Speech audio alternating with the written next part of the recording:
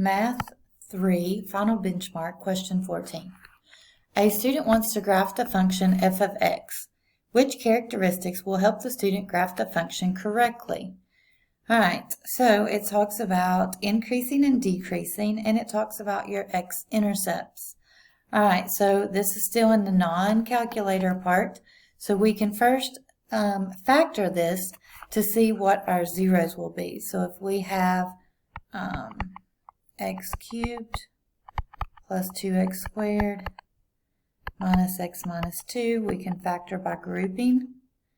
And that means we group two of the terms together at a time and factor out our greatest common factor. So from the first term here, we can factor out an x squared, and then we can factor out an x plus 2 is left. X squared times x is x cubed. X squared times 2 is 2x squared. In the next binomial, I'm going to factor out a negative 1. Negative 1 times x is negative x. Negative 1 times 2 is negative 2. All right, so these terms match, so that's one factor. So I'm going to have x plus 2, and then I'm going to have x squared minus 1. All right, so this is similar to another one of the questions we had where it's a difference of squares. So you have to continue to factor this second one. X plus 2 is factored as far as it would go, but x squared minus 1 can be written as x plus 1 and x minus 1.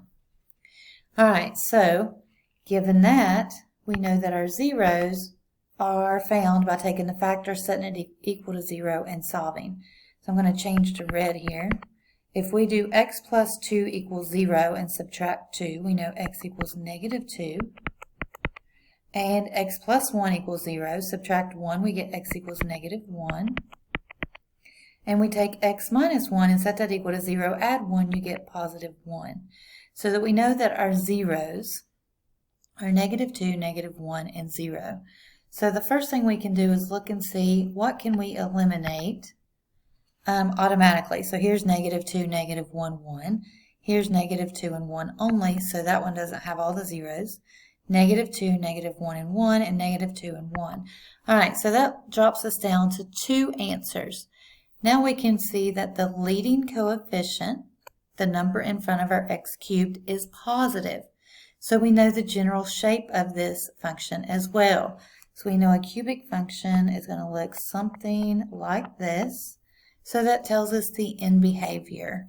Okay, so it says for large values of x, okay, I guess that means positive x's, f of x decreases as x increases. So is y decreasing as x increases? No, it's going up. So this would not be correct. For large values of x, f of x, so your y value increases as x increases. So on this side, as x increases, my y increases. That is true. And the function has your x-intercepts that we already found. So the correct answer for this one would be C.